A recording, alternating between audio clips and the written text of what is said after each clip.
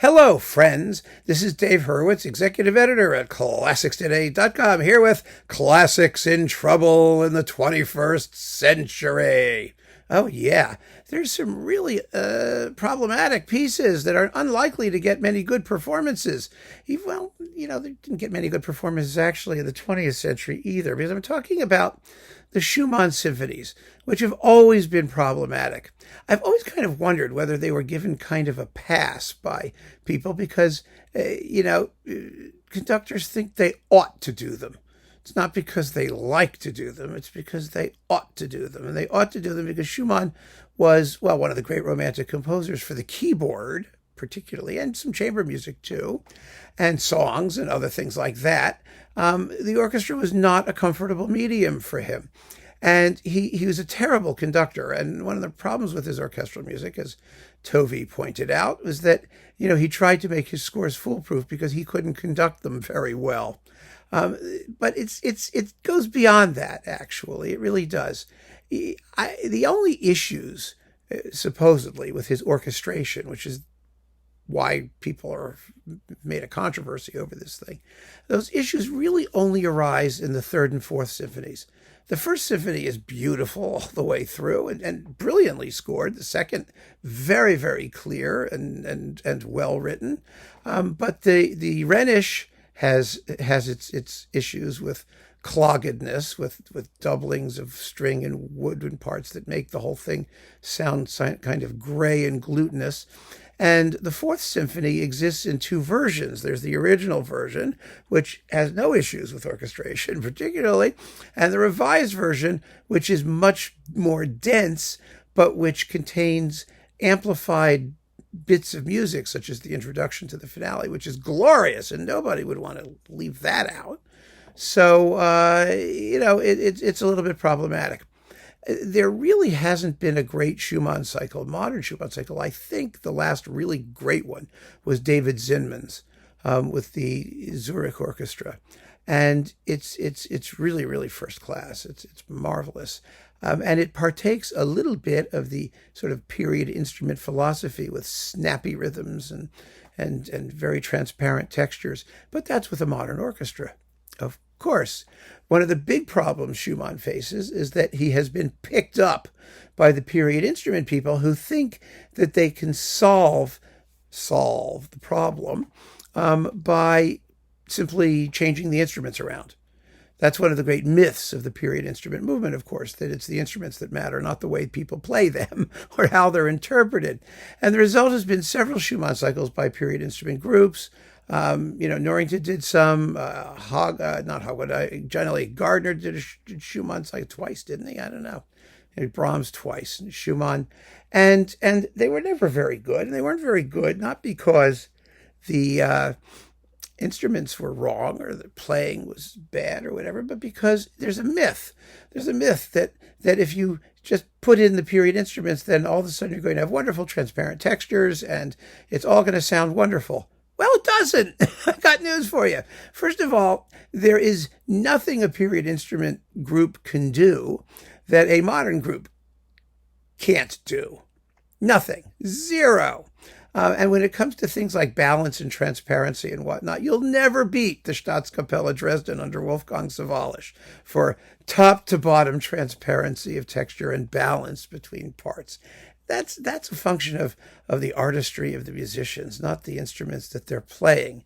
Yes, instruments can contribute to that and make certain things easier, but a great orchestra, what a great orchestra today, it's so far beyond these childish technical issues, the basics of ensemble playing, which the period instrument people try and turn into like this big deal project. It's ridiculous. So that's not the problem. It's really not the problem.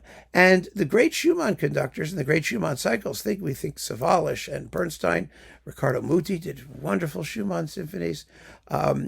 Dochnani did a great Schumann cycle. Schulte did a terrific Schumann cycle that no one pays any attention to. It's very, very good.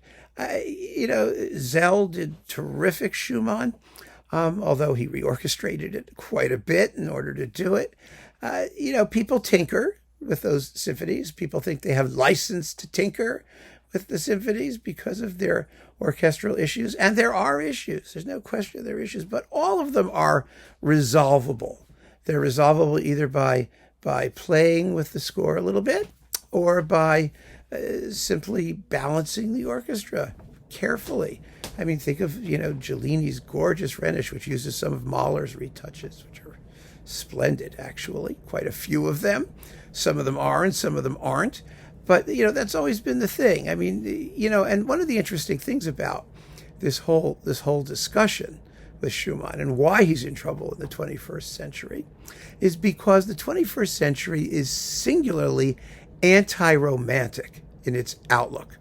It is neoclassical, it is cold, it is inhuman, it is mechanical. It's all of these things. This is the aesthetic that many of the period instrument people adopt. And ironically, the echt romantic approach to music is to do what these conductors did. It's to not treat the text with literalness and obsessive fidelity, but rather to do what they need to do to make the music sound.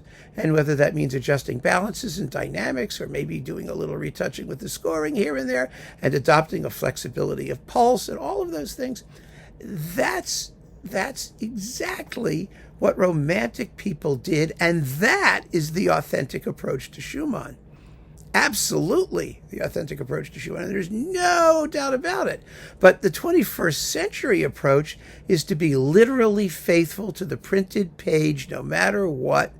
And if you're a period instrument person, it's even worse, because you're literally faithful not just to the printed page, but to the kinds of instruments you use and how they have to be played and what you want to do with this and tempo and rhythm and stuff. It's nothing but a series of orthodox strictures that strangle the music. They just take the music and wring it out. It becomes a horrible mess.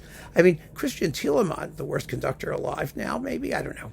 Now that Norrington's gone, he made 2 Schumann cycles, of absolute atrociousness. Actually, I liked his Second Symphony very much the first time I heard it. But the others, oh my God. And then he redid it with the same Staatskapelle Dresden that Sawallisch had. And oh boy, what a difference in sound. And that's a recent one that tells us that we're in trouble in the 20th century, because it's easy music for orchestras to play. Schumann did his best to make it as foolproof as possible while sucking the color out of the last 2 symphonies to a certain degree. And it's German standard repertoire, which means everyone's going to do it. When I was in the Johns Hopkins Glee Club, our conductor was Ken Kiesler, a fine conductor, actually. He's been, I think he spent most of his career at the University of Illinois at Champaign-Urbana, or was it Michigan? I think it's Illinois. And he was carrying around a score of Schumann's Fourth, which was his, when they needed a conductor to do something quickly, he pulled out Schumann's Fourth. It was his easy piece. And it is. I mean, for today's musicians to do. You can pull it out, you can have a rehearsal and play it, it's going to go. Whether it's going to go brilliantly or not, well, that depends on the conductor, but it's not something that requires, ages of rehearsals and aggravation, and most orchestras know it and the musicians know it. And so, it's that kind of a piece. In the 19th century, there were operas like that. I forget what they were called, operas de Repilio or something. There's some Italian word for it, but it was an opera that you could put on at the last minute. Like if the other attraction got canceled or was too difficult or something happened. A lot of early Verdi operas were those, like, I Lombardi or things like that, where you just needed something quick that you could do that people knew and that was easy, and that, you could use the old sets. Well, Schumann symphonies sort of fall into that category.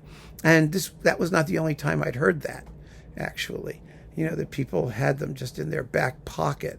It was a German standard thing. They weren't going to get compared to, like, the big people like Beethoven and Brahms. Oh my God, you didn't want to do one of those on the fly. You had to pretend that they were difficult and put a lot of work into them. But Schumann, for some reason, you didn't have to. So that was the problematic aspect of the Schumann symphonies in the last century.